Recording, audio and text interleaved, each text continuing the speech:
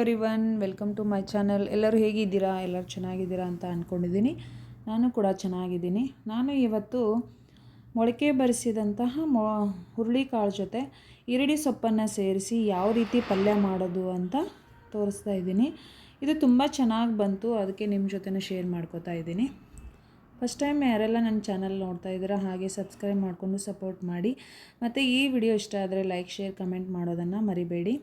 ಇಲ್ಲಿ ನಾನೇನು ಮಾಡ್ತಾಯಿದ್ದೀನಿ ಅಂದರೆ, ಈರುಳ್ಳಿ ಸೊಪ್ಪನ್ನು ತೊಗೊಂಡಿದ್ದರಿಂದ ನಾನು ಈರುಳ್ಳಿಯನ್ನು ತೊಗೊಳ್ತಾ ಇಲ್ಲ, ಈರುಳ್ಳಿನೇ ಇರುತ್ತಲ್ವ ಅದರಲ್ಲಿ.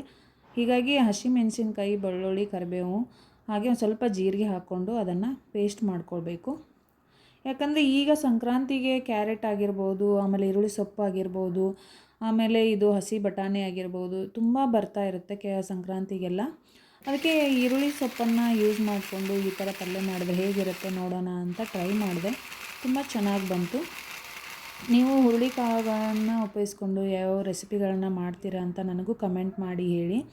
ಬಟ್ ಏನಂದರೆ, ನಾನು ಜಾಸ್ತಿ ಹುರುಳಿಕಾಳುಗಳನ್ನ ಮೊಳಕೆ ಬರಿಸಿ ಪಲ್ಯಗಳನ್ನೇ ಮಾಡೋದು. ಯಾಕಂದರೆ ನಾನು ಜಾಸ್ತಿ ಸಾಂಬಾರೆಲ್ಲ ಮಾಡೋಕ್ಕೆ ಹೋಗಲ್ಲ.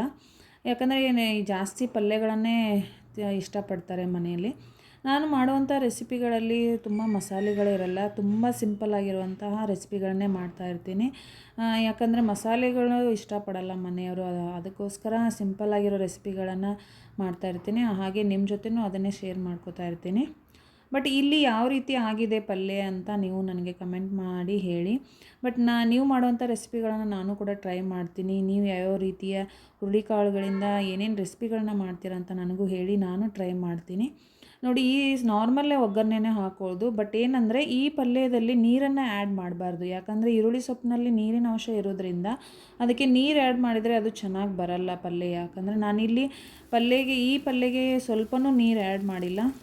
ಆಯಿಲಲ್ಲೇ ಅದನ್ನು ತಾಳಿಸ್ಬೇಕು, ಅಂದರೆ ಅದನ್ನು ಫ್ರೈ ಮಾಡ್ಕೋಬೇಕು. ನೋಡಿ, ಇಲ್ಲಿ ನಾನು ಈರುಳ್ಳಿ ಸೊಪ್ಪನ್ನು ಹಾಕಿಬಿಟ್ಟು ಹಾಗೆ ಫ್ರೈ ಮಾಡ್ತಾಯಿದ್ದೀನಿ, ಸ್ವಲ್ಪನೂ ನೀರು ಆ್ಯಡ್ ಮಾಡಿಲ್ಲ. ಹಾಗೆ ಮೊಳಕೆ ಬರಿಸಿದ ಕಾಳುಗಳು ಕೂಡ ಅದಕ್ಕೂ ಎಣ್ಣೆಯಲ್ಲೇ ಫ್ರೈ ಆಗಿ ಅದು ಸಖತ್ತಾಗಿ ಬಂದುಬಿಡತ್ತೆ. ಈ ರೀತಿ ಅದನ್ನು ಫ್ರೈ ಮಾಡ್ಕೋಬೇಕು. ಆಮೇಲೆ ಆ ಹುರುಳಿಕಾಳುಗಳನ್ನ ಹಾಕ್ಕೊಂಡು ಕೂಡ ಅದನ್ನು ಸ್ವಲ್ಪ ಹೊತ್ತು ಆಯಿಲಲ್ಲೇ ಬೇಯಿಸ್ಕೊಳ್ಬೇಕು. ಅದು ಚೆನ್ನಾಗಿ ಬೆಂದ ಮೇಲೆ ನಾವು ಇದು ಪೇಸ್ಟ್ ಮಾಡ್ಕೊಂಡಿರ್ತೀವಲ್ಲ, ಹಸಿಮೆಣ್ಸಿಕಾಯಿ ಪೇಸ್ಟು, ಆಮೇಲೆ ಟೇಸ್ಟಿಗೆ ತಕ್ಕಷ್ಟು ಉಪ್ಪು, ಆಮೇಲೆ ಅರಿಶಿನ ಎಲ್ಲ ಸೇರಿಸ್ಕೊಂಡು ಸ್ವಲ್ಪ ಹೊತ್ತು ಅದನ್ನು ಮತ್ತೆ ಸರಿಯಾಗಿ ಮಿಕ್ಸ್ ಮಾಡಿ ಒಂದು ಪ್ಲೇಟಿಂದ ಕವರ್ ಮಾಡಿ ಒಂದು 5 ನಿಮಿಷ ಬೇಯಿಸ್ಕೊಂಡ್ರೆ ಸಾಕು. ಪಟ್ಟಂತ ಆಗಿಬಿಡತ್ತೆ. ತುಂಬ ಈಸಿಯಾಗಿ ಮಾಡ್ಕೋಬೋದು ಮತ್ತು ಬೇಗನೂ ಆಗಿಬಿಡತ್ತೆ ಇದು.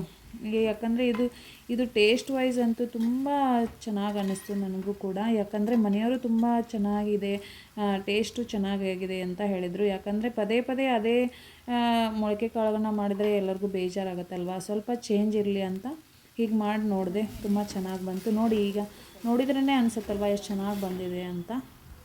ನೀವು ಟ್ರೈ ಮಾಡಿ ಹೇಗೆ ಆಗಿತ್ತು ನೀವು ಮಾಡಿದಾಗ ಅಂತ ಕಮೆಂಟ್ ಮಾಡಿ ಹೇಳಿ. ಮತ್ತೊಂದು ರೆಸಿಪಿಯೊಂದಿಗೆ ಭೇಟಿ ಆಗ್ತೀನಿ. ಅಲ್ಲಿವರೆಗೂ thank you so much. Bye bye everyone. Thank you.